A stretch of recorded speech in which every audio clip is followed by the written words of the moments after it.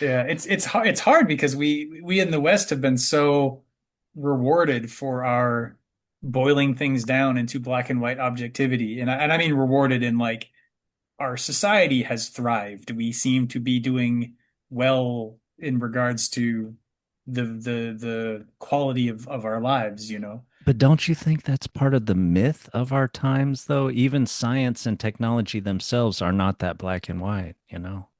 I completely agree. I completely agree. I think that the black and whitening of it as if that was really how reality works is where we lose all that stuff we were talking about, or that moment of the flash of the bird, the felt sense of the beauty of nature. Like all of that lives in the gray, or it lives in the space between the black and the white. It lives in a space that,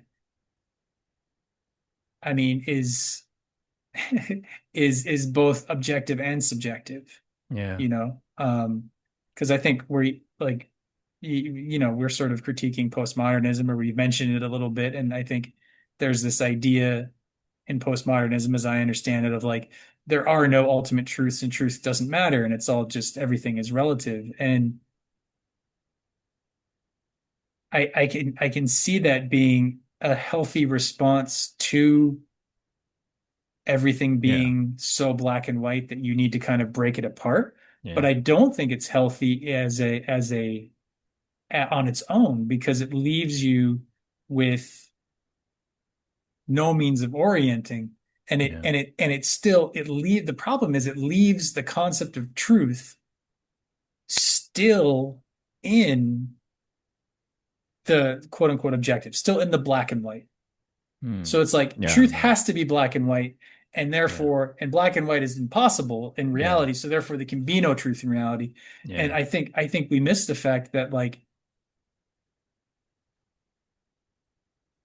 there's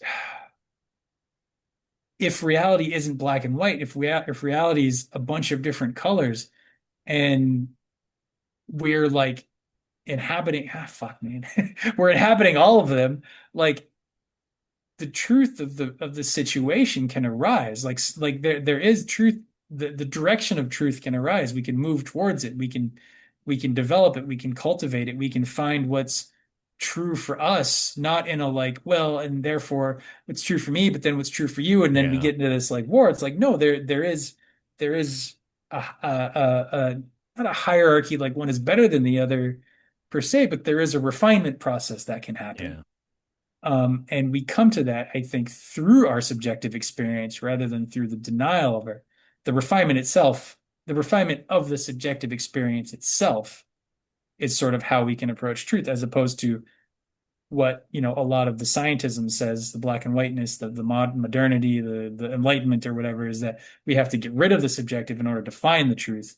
I think that's backwards. And then the postmodernism leaves the truth in this quote unquote black and white objective, um, and then says it doesn't matter.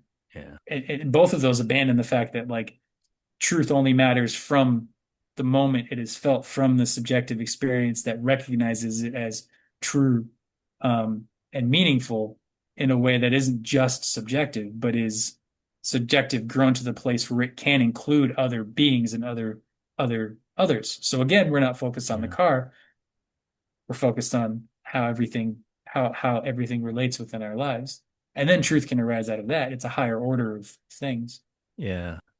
And as you have that kind of harmony in your life, you can kind of feel it more, make better decisions what to do next, and know when there's kind of dangerous temptations that are coming up, and not kind of be fooled into to going with them.